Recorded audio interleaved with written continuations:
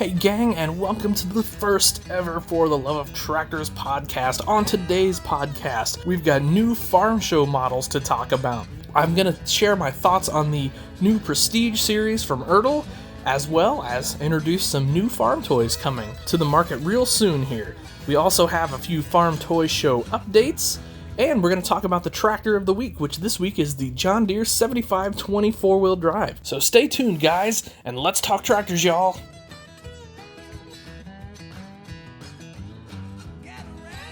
Alright, gang, settle in, because we have farm show models to talk about first and foremost. So, as some of you know, if you've been watching the YouTube channel, been on Instagram, etc., the new farm show models are out. I've shown the Case IH 540 quad tracks here several times.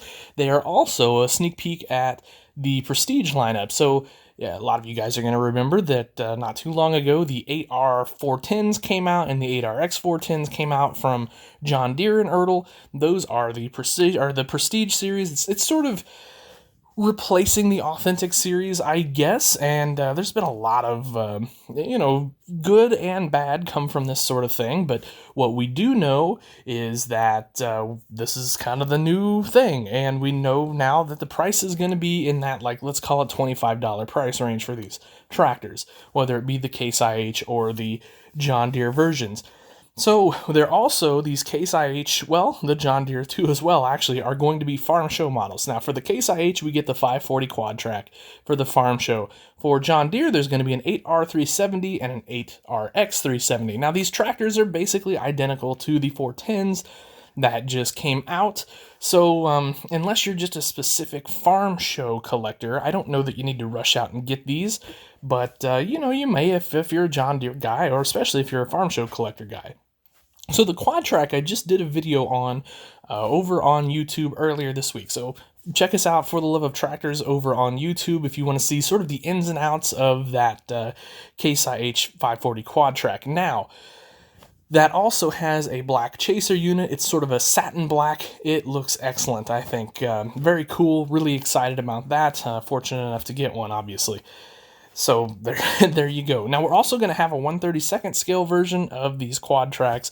And of course, there's already a 1/32nd scale 8RX 410 out there for the John Deere models. It's going to be interesting to see how these sort of age, I guess, if they become super collectible. Now, of course, the quad tracks, we've seen Case IH quad track farm show models before, but what I think is really interesting about these are it's the new Prestige lineup. So it has mirrors, and the big thing I saw was the interior is excellent, with the exception of the steering wheel, and also the decal is now, it's not a sticker anymore, it's a tampo, and that looks fantastic. So that does two little changes. The mirrors, the tampo really made a huge difference on that tractor. Now, of course, the John Deere, we've kind of gone through that. They're nice. We would love to have seen a quick hitch on those. It's kind of a bummer that we didn't get that. We just got the 3-point. And then I think it's been sort of well documented that the wheels on the wheeled version, the 8R 410, and of course the 370 will be the same. They look terrible. The plastic is just ugh. It's awful. It's not fun. Of course it's easily fixed with a tire swap. It's no problem there, wheel and tire swap. But if you're gonna drop $25 on a tractor, you'd probably like the wheels and tires to be good. That's going to bring us to the wheel version of the Case IH tractor, which is also a 540, also a 540 model. It's going to have duals. They're pretty good size duals, but they're kind of that same gray plastic that we're used to seeing on recent Case IH wheeled tractors. Again, I think for a Prestige lineup, that's a little bit of a letdown. I don't think the Case IH plastic looks as bad as the John Deere plastic, but that's just the gray versus the yellow, to be honest with you. Yellow just sort of looks worse when it's sort of plastic looking. Now, of course, again, paint or a wheel swap, easy fix. But these are things that I think we would all love to have seen addressed by Tommy and Ertl. now that we're here and they're sort of replacing the Authentic series, because we know from the Authentic series that Ertl can absolutely knock it out of the park with wheels and tires when they want to. That's my thoughts on that. So, well, what else do we have new that's coming? So I'm just going to kind of stick to the stuff that I think is coming right away, because we're going to try to do this podcast every few weeks if we can, at least for now. And if things take off, maybe we can pick it up a little bit more. But, right now it's sort of hot and heavy farm toy time, so everything's releasing because of the National Farm Toy Show, which, as of recording this, I have not heard an official yes or no on whether the National Farm Toy Show is going to happen. So when I hear that, I'll be sure to announce it over on YouTube, Instagram, etc., just so we can get the word out. But this is traditionally the time of the year where we would see a lot of new releases because, one, the National Farm Toy Show, but also the Christmas season that's coming up, which I know it's late August, but it's going to be here before we know it, guys. So here are a couple things that are coming that I think are super interesting. One is the Fendt Ideal Combine. This thing is going to be cool. So if you're not familiar with the Fendt Ideal, it's this awesome black color. There's a tracks version, there's a wheel version. Now, so far I only know of a track version that we're getting in the 1/64 scale world. It's a cool combine. You can expect a whole lot of those going on farm toy displays this winter. So I have heard that this combine is coming in September. So we can see there's always delays, of course, and especially now with coronavirus and all that sort of thing, that I think we can probably expect some delays, but I haven't heard that the Fendt is delayed, so I'm just going to kind of stay out of that. Now, here's the thing. The price on the Fendt is going to be around $70. So this is coming from SpecCast, of course, so we kind of know what to expect with SpecCast combines by looking at the Gleaner combines that they produced a few years back. So they're going to be nice detail, not over the top probably, not not like a precision level detail, but I think the detail is going to be great on these things, enough that should satisfy us. But you can betcha, as soon as I get my hands on one, that we're going to have a video review of that up over on the YouTube page. So anyway, like I said, this is going to be around a $70 combine. That's pretty typical for a SpecCast combine. The Gleaners, when they came out, were around $60, $65. So if you figure that's been several years now, and you add a little bit of inflation in, $70 doesn't seem too bad. Especially the pictures I've seen, it looks great. I'm really interested in that. And then the other thing I kind of want to talk about that is supposedly coming pretty quick here is the new Patriot sprayers from Case IH and Tommy and Ertl, of course. So you guys may remember the Patriot was kind of debuted a few years back at the Farm Progress show in Decatur, Illinois. It is going to have duals on it. That's really cool. A sprayer with duals. It's certainly unique. And now the really interesting thing about the toy version, the 1/64 scale version we're going to get, is you're going to get the sprayer, and then that can be removed, and you will get the fertilizer box on it as well. So you get both the wet and dry attachments for that. So that's pretty cool, and the price on that thing looks like it's going to come in, I'm going to say, around $35. Now, that can, of course, be fine-tuned a little bit as they actually get released, but again, I think we're looking for a September release on these, or at least that's what I've been hearing so far. Of course, that can always change. It's a really cool thing that we don't have. Ertl has been really good about releasing sprayers. We've seen a ton of John Deere sprayers in the last few years, and of course several Hagie sprayers. And then there was this flurry of like Miller Nitro sprayers and things like that we got for a little while there. So we certainly have plenty of sprayers on the market right now, but I think this Patriot is great. One being from Case IH. And then, which we've had Case IH sprayers before, but like I said, the dual wheels, things like that, it's going to dress this up. I'm kind of curious to see what other features we get. I believe this is also a prestige release, but don't quote me on that for sure right now. And of course, as soon as I can get my hands on one, we're going to grab one of those. So we'll get a video of that. And that kind of, wraps up farm toy news for right this minute anyway.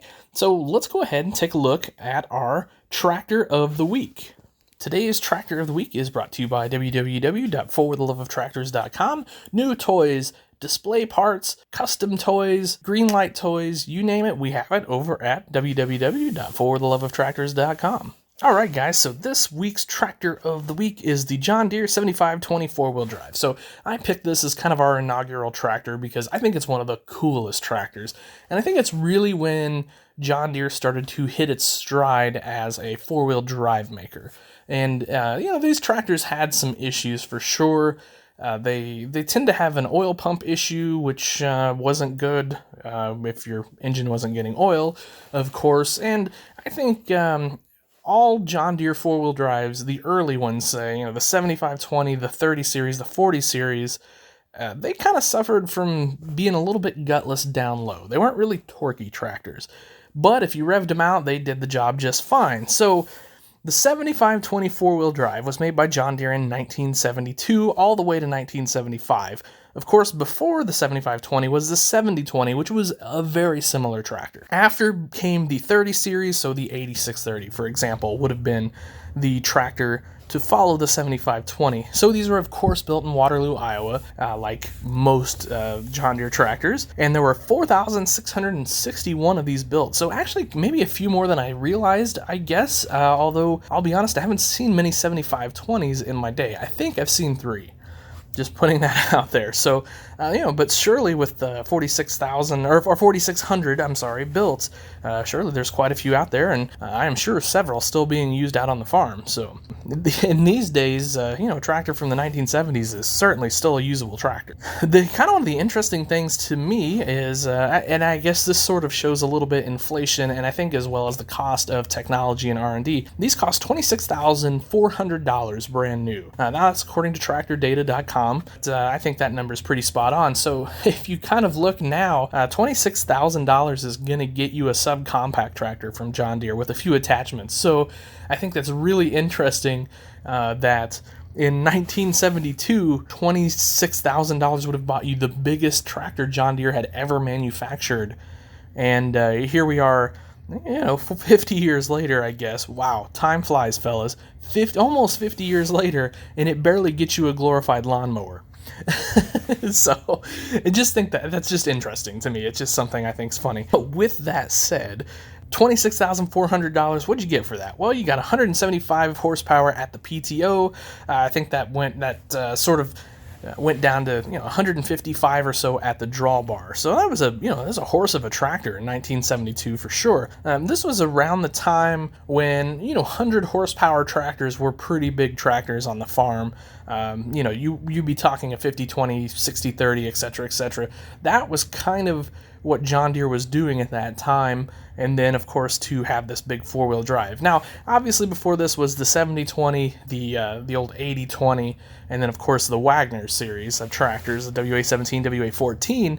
So it's not that John Deere hadn't made big tractors, big horsepower tractors before, but this was kind of their first modern big horsepower tractor with a cab and sort of some creature comforts and things like that. So you had 2 transmission choices in this, and I didn't realize this when I was researching it, but you had an 8-speed or a 16-speed transmission. I kind of was trying to research to see if one was sort of better, stronger than the other. I really didn't see anything on that.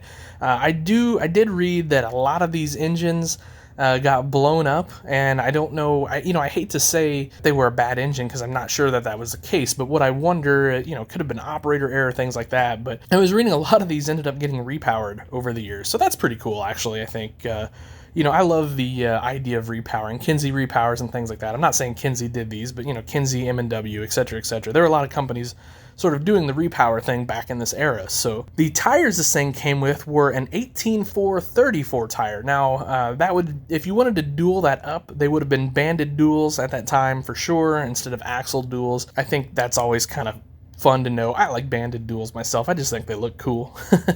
But that's just me. So then I decided, well, what the heck? Let's take a look and see what one of these things would cost you now here in 2020. So I think it's really interesting. I went back and I found an article on, I believe it was New Ag Talk, and they were talking, now this this thread was from 8 to 10 years ago. Back then it said in the Midwest you could find a 7520 for $5,000 to $10,000. And I kind of was aghast at that. $5,000 to $10,000 for such a big tractor. That's not much when you think about it. I mean, a 175 horsepower tractor for like $5,000 to $10,000. That's quite a bit of tractor, actually. Now, of course, it depends on the shape and all of that sort of thing. And then here's kind of the other thing. So I decided I'm going to start looking today and see what one of these would cost. So I was on machinerypete.com, just kind of searching around a little bit, and it's let's say a okay example of this tractor is going to go for 17 to 20,000. And then on the higher end of things, I was seeing like 35,000. So some of these are going for more than they were brand new. When you kind of look at the modern farm climate today, and if you look at big tractors and sort of the cost of those, $500,000 is nothing for a big tractor, and a 175 horsepower tractor from John Deere is going to run you north of 100,000 plus. There's that, and then also you're going to have to fight with the emissions and DEF fluid and all that sort of stuff, depending on what tractor you go with and manufacturer and all that. It makes sense to me that in the, 8-9 years from the thread I was reading on New Ag Talk to now in 2020, so let's call it roughly like 2010, 2011 to 2020, that these would maybe hold value or even start pushing up. And I think there's a couple things behind that. Like I said, even for $20,000, 175 horsepower is pretty cheap power if it's a good example of the tractor. And then, you've also, like I said, you've got the expense of a new tractor. But then there's the collectability factor. There's no question that these tractors are getting cheap enough that 1-to-1 scale 4-wheel drive collectors are probably starting to look at these as I want this in my collection versus I want to go farm with this situation. And if you could find a decent one that's got a good motor and relatively well maintained for $17,000 to $20,000, you've probably got a pretty cool little collection there. I was talking to a fellow the other day. This is a little off topic, but we were talking about classic tractors, and he was saying that he doesn't buy anything over $4,000 or $5,000 for his collection. Of course, he's fixing and restoring, so he's going to have money in that. He said he thought it was crazy that people were paying $20,000, $25,000, $30,000, but I said, well, look at what happens in the car world. A $20,000 collector car is nothing. I mean, you can barely get a sort of quote-unquote collector car for that price anymore. So if a 7520 is going to end up being a collectible tractor someday, which I certainly think it could be, why not? I think it's a great tractor, especially if you got one in good working shape, and if everything sort of works on it, and or just you need little parts here and there, things like that you would typically need on a tractor that's probably going to have 7,000 or 8,000 hours on it. Well, why not? Especially if you got the shed space to store one. I mean, shoot, if I had the money laying around in the shed space, I'd love to have one. But you know me, I'd pretty much take one of every tractor ever made, so.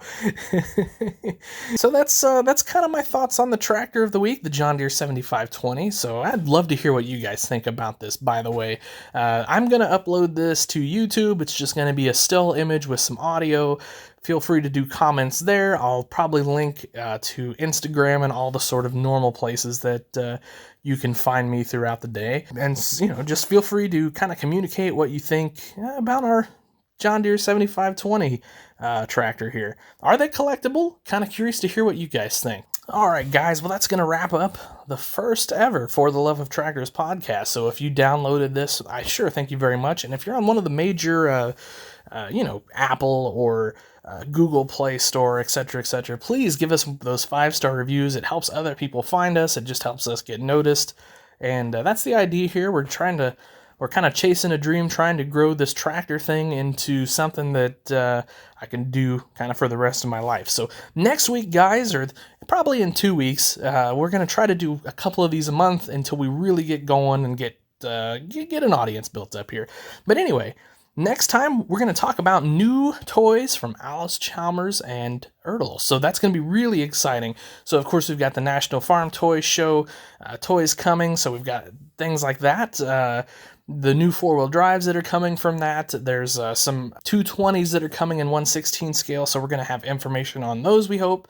And our tractor of the week is going to be an Alice Chalmer D21. I hope you come and join us again, and please feel free to drop us an email fortheloveoftractors@gmail.com, or find us on any of the social media sites that we hang out on: Facebook, YouTube, Instagram, TikTok, you name it, we're out there. And we always love to chat with you guys. So, as always, guys, we hope you have a wonderful day. Please treat each other well, and happy tractor hunting.